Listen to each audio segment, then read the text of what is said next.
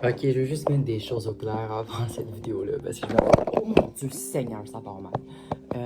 Ce qui se passe, en fait, c'est que j'ai fait cette vidéo-là. J'ai rien à faire, en fait. Mais ça se peut qu'il y ait des bruits en arrière, là. Pas grave, on n'entend rien, c'est inaudible, ça fait en sorte qu'on comprend pas. Mais on m'entend. Puis, moi, je compte m'acheter un micro pour un micro-cravate. Si jamais vous avez des bonnes connaissances, que vous connaissez un bon micro, genre, ce serait fun que vous le mettez en commentaire pour l'équipement, parce que je vais commencer à économiser pour ça, parce que ça vaut la peine. Voilà, bonne vidéo la gang. Allô? Hey, ça fait vraiment longtemps. Ça fait vraiment longtemps. Je sais pas combien de temps que ça fait, mais ça fait longtemps. Aujourd'hui, on va parler du dropshipping que sur Instagram. Alors, en fait, ce qui se passe, on va en parler. Sur Instagram, il y a de plus en plus de créateurs de mon âge, 19, 20, dans ces alentours-là, qui ont été aussi, avant d'être sur Instagram ou d'être ils ont été sur TikTok en fait. Ils se sont créés un fanbase sur TikTok, puis tranquillement leur fanbase de TikTok c'est comme rendu sur leur Instagram. Ils ont comme des milliers de followers, puis ça c'est pas un détail qui est important. Quoique un peu, mais c'est pas le gros affaire. Ce qui s'est passé c'est que ce fanbase-là s'est ramassé sur cet Instagram-là. Donc techniquement, aux yeux de tout le monde, c'est devenu des petits créateurs. On appelle ça des nano-influenceurs. C'est les premiers influenceurs. C'est comme c'est en bas de 10 000 abonnés souvent, ça va être des nano-influenceurs. On va appeler ça des nano-influenceurs. C'est dans ce coin-là, ça tourne autour du 10 000 abonnés. Ensuite, on va appeler ça des micro-influenceurs. Les micro-influenceurs, là, c'est vraiment comme ceux qui sont beaucoup plus de followers, en fait. Ils ont plus de fanbase. Souvent, il y a des influenceurs, par contre, parenthèse à part, avoir l'air d'avoir énormément d'influenceurs, mais quand on va regarder leur ratio d'engagement, on va réaliser que c'est soit des fake followers, c'est soit des followers qui sont morts, qui veut dire inactifs, qui sont là, mais pour mettre un chiffre à côté des abonnés, pour le chiffre, c'est pas un abonné qui est vraiment fiable parce qu'il est pas actif. Donc, c'est des statistiques qui vont faire dropper leur truc, même si on va avoir l'impression qu'ils ont plein d'abonnés. Fait que le ratio d'engagement est vraiment important pour déterminer si un créateur est un créateur acquéri, comme tu sais que il est là, puis le fanbase est actif, puis il y a encore un taux d'engagement intéressant. Ou si, en fait, ce qu'on voit, c'est des fake followers avec peu d'activité. Moi, j'ai 900 quelques abonnés, puis par post, j'ai une centaine de likes pour la plupart, ce qui fait en sorte que j'ai 10% des gens qui sont engagés dans mon contenu, ce qui fait que je dois toujours revoir qu'est-ce que j'ai envie de faire, qu'est-ce que le monde a envie de voir. Parce que je peux pas non plus faire quelque chose dans le but que quelqu'un le voit si moi j'aime pas ça. Malheureusement, ce qui se passe, c'est que ces petits influenceurs-là, ces petits créateurs-là vont être approchés par des compagnies. Ces compagnies-là, des fois, c'est des compagnies connues. Avec ça, des fois, il y a comme une rémunération pour ça. Des fois, non. On va appeler ça d'avoir des ambassadeurs. En ce moment, ce qui se passe, il y a la culture du dropshipping qui devient de plus en plus populaire parce qu'on vend une idée du dropshipping selon des gens qui l'ont fait jeunes. On peut penser à un gars de 21 ans qui était aux études. Il s'est dit, il va faire du dropshipping. Le dropshipping, pour ceux qui ne connaissent pas, c'est quoi?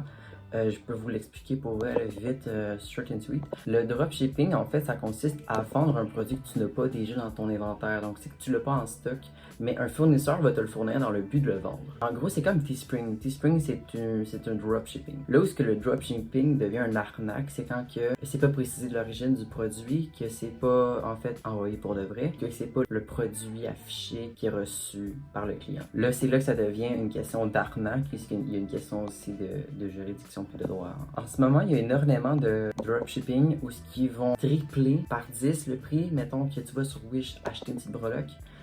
Ils vont s'arranger pour mettre de la dentelle au dos. C'est une expression que j'ai entendue et qui me plaît vraiment bien. Fait qu'on la met ici. Puis ça va donner l'impression que c'est luxueux. C'est luxueux, excusez. On va donner une idée de la luxure. On va mettre surtout aussi dans les comptes des images de jeunes, des jeunes adultes, des adolescents peut-être.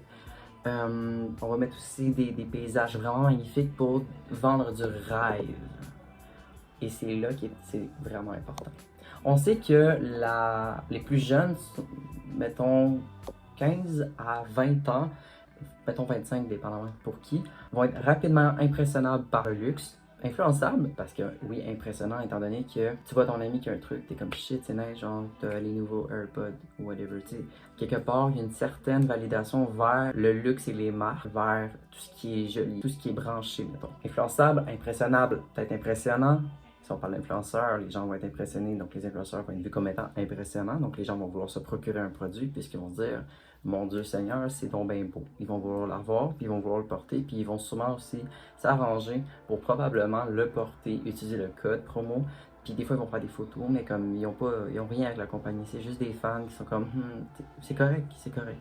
On parle d'un public cible. En fait, on parle d'une clientèle cible qui est impressionnable, qui est influençable, qui est impressionnante pour ça. Qui va être aussi peu éduquée sur ce que c'est l'économie, sur ce que c'est avant d'acheter quelque chose. Très important de savoir l'origine. Pure Boutique Officielle, qui est dernièrement sur Instagram, fait beaucoup un phénomène, puis c'est normal, je vais vous expliquer. Pourquoi? D'ailleurs, quand on va voir, parenthèse comme ça, quand on va voir sur le site de Pure Boutique, on voit les politiques, je serais même pas censé faire ça. Mais je le fais parce que je pense que j'ai possibilité d'être défendu si jamais je suis poursuivi, étant donné que ce que je dis en ce moment a quand même des points intéressants qui fait que si ça embarque dans un procès avec moi, j'ai énormément de choses qui peuvent me défendre. Fait j'imagine qu'ils vont soit préciser certaines choses dans le but d'invalider mes propos sans nécessairement dire que j'ai fait la diffamation, parce qu'en ce moment, tout ce qu'il y a, c'est des preuves que je vais mettre. Aussi, préciser certaines choses dont est-ce que c'est complètement canadien ou l'assemblage du collier fait au Canada. Parce que c'est différent. Être basé au Canada, ça veut pas dire grand-chose. Tu peux être basé au Canada puis faire l'assemblage d'un collier au Canada. Mais ça veut pas nécessairement dire que tu fabriques le matériau au Canada, que tu fais la breloque, que tu fais le bijou lui-même, que tu le mets dans le moule avec le métal. Genre que c'est important de dire soit assemblé au Canada puis connaître l'origine du produit. Parce que quand on va sur Wish, on peut voir ces breloques-là. On peut les voir, ces breloques-là. On peut voir tout ce qui vient de là. Cette breloque-là se retrouve sur plein d'autres compagnies de dropshipping et il y en a plein que j'ai trouvé. J'ai même pas eu de difficulté à le trouver. Il y en a plein. Il y en a plein. Toutes les choses sont contre eux. Tous les faits sont contre eux. Donc, si ils veulent me poursuivre pour ça, quand tu regardes la politique, mes droits ne sont pas respectés en tant que consommateur, étant donné que c'est du dropshipping. Puis souvent, c'est pas des gens qui ont étudié en droit commercial, en droit d'affaires, qui connaissent les droits des consommateurs, qui connaissent les... C'est pas des gens qui ont énormément d'études sur ça. Donc souvent, ce qui va se passer, c'est que ces comptes-là vont exister. Ils vont toujours exister, ces comptes-là, malheureusement, étant donné qu'il n'y a personne pour en parler. Puis il n'y a personne assez d'influent pour en parler. Moi, je suis vraiment pas assez influent pour en parler, mais c'est justement un truc qui me donne un certain courage d'en parler. Parce que quelqu'un qui a 100 millions d'abonnés, il va peut-être se mettre à dos beaucoup de partenariats, puis c'est comprenable. Mais là aussi, le dropshipping ressemble énormément à du marché concurrentiel. Le marché concurrentiel consiste justement à vendre, plein de compagnies vont vendre le même produit, sans nécessairement différer le prix, étant donné que les consommateurs connaissent bien le prix. On compare les prix avec Crafted London qui vend les mêmes colliers que Pure Boutique. Voilà, ça ressemble pas mal à du marché concurrentiel. On a affaire à une compagnie qui se dit canadienne. On a affaire à une compagnie qui, d'ailleurs, les photos qu'ils ont, c'est des photos que sur Pinterest.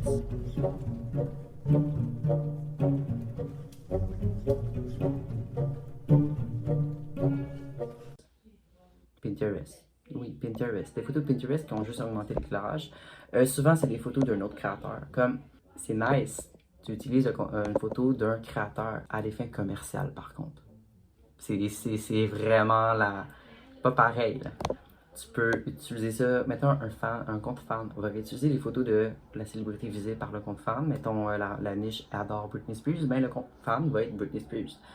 Ben là, c'est différent. C'est à usage, c'est personnel. Il n'y a aucun concept qui va être commercial ou dans le but de faire la vente. Mais là, c'est lorsque tu utilises une photo d'un créateur. Est-ce que lui, ce créateur-là, il a dit oui pour être dans ta pub? Tu le sais pas, je sais pas si tu as demandé, mais c'est important. On sait même pas c'est qui est derrière Pure Boutique Officielle. On sait pas qui est derrière Crafted London. On sait presque jamais c'est qui sont derrière ces types de dropshipping-là. Ok, je m'excuse de vous fermer ce sec comme ça. Mais il vient d'avoir un nouveau développement à l'histoire parce qu'au moment où je fais le montage en ce moment, on est sur Instagram, je mets tout en story les trucs. Puis il y a des gens qui sont venus me porter des pistes assez intéressantes. On va aller voir ça maintenant. Quelqu'un est venu m'écrire sur Instagram, il m'a dit de rechercher un terme précis.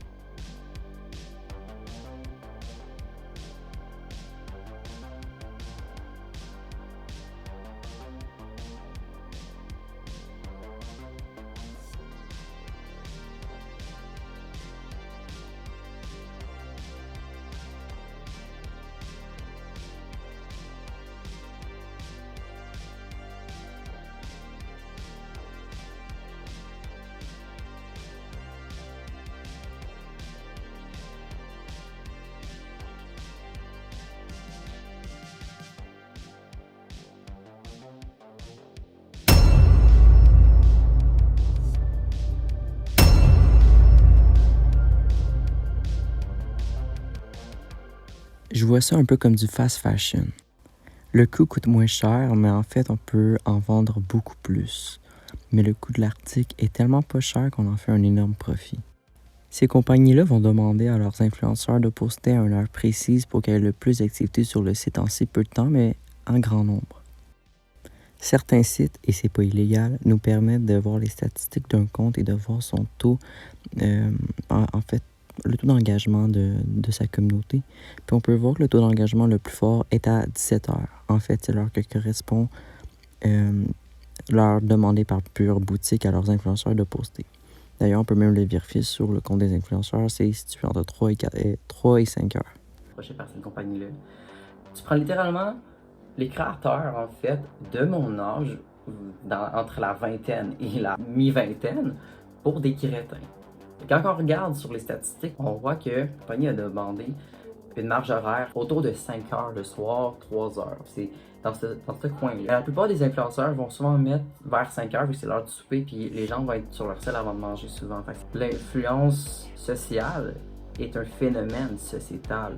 Tu sais très bien que les gens sont en train de manger, donc le meilleur moment est de le faire soit avant le dîner ou le matin, parce que tu sais qu'est-ce qu'ils vont faire si regarder leur ciel. Fait qu'ils l'ont souvent mis vers là, ok? Parce que vers 17h, on peut voir aussi, j'ai des notes ici, puis j'ai plein d'affaires à vous dire. On voit qu'il y a eu énormément un gros taux d'engagement, puis les compagnies de dropshipping, justement, vont approcher les influenceurs pour maximiser et gonfler les activités sur le site. Puis souvent, ça va être un site fait avec Shopify. N'importe qui pourrait se servir de Shopify, faire un site internet et frauder, faire de l'arnaque en vendant un produit qui n'existe pas.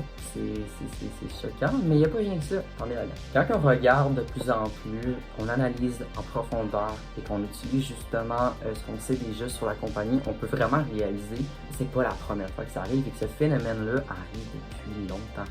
Le phénomène des ambassadeurs n'existait pas avant genre 2007, la gang. C'est quelque chose qui est nouveau.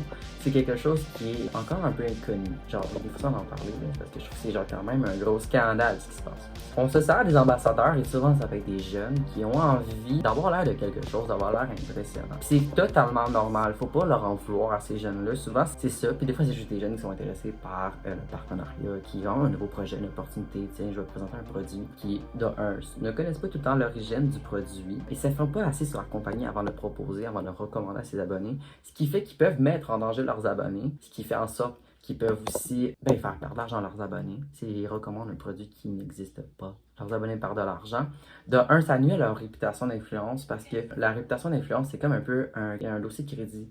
On voit si, quand tu as proposé recommandé un produit, le monde ont embarqué dans le projet ou si on fait comme non, ça n'a pas de sens, là, tu nous conseilles de la merde.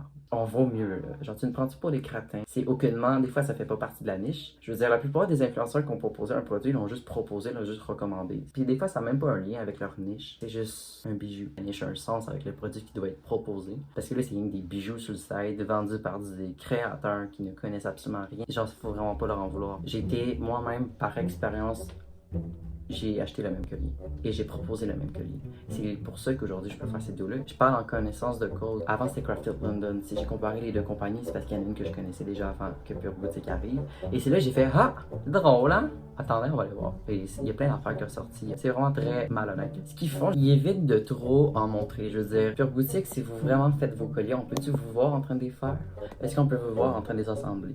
Est-ce qu'on peut voir du début à la fin la fabrication de la pine, de la boussole en métal? Tu sais, quand tu fais fondre le métal pour le mettre dans un moule qui va être commercial, industriel, pour en faire plein, faire un produit en série. Je vais bloquer ça de même. Je mets ça sur la table, on fait ce qu'on veut avec ça. Est-ce qu'on peut voir les transactions faites à Wish ou faites à AliExpress, s'il y en a? Au moins, juste qu'on sache d'où ça vient. Est-ce qu'on peut arrêter de prendre pour des épées? Mettons, là, c'est juste un assemblage. On peut-tu au moins le préciser? Quelqu'un qui veut encourager des compagnies locales, qui va se rendre compte que ça vient d'un pays externe, que c'est de l'importation et non une création locale. Ça se peut que la personne aille le couteau au cœur.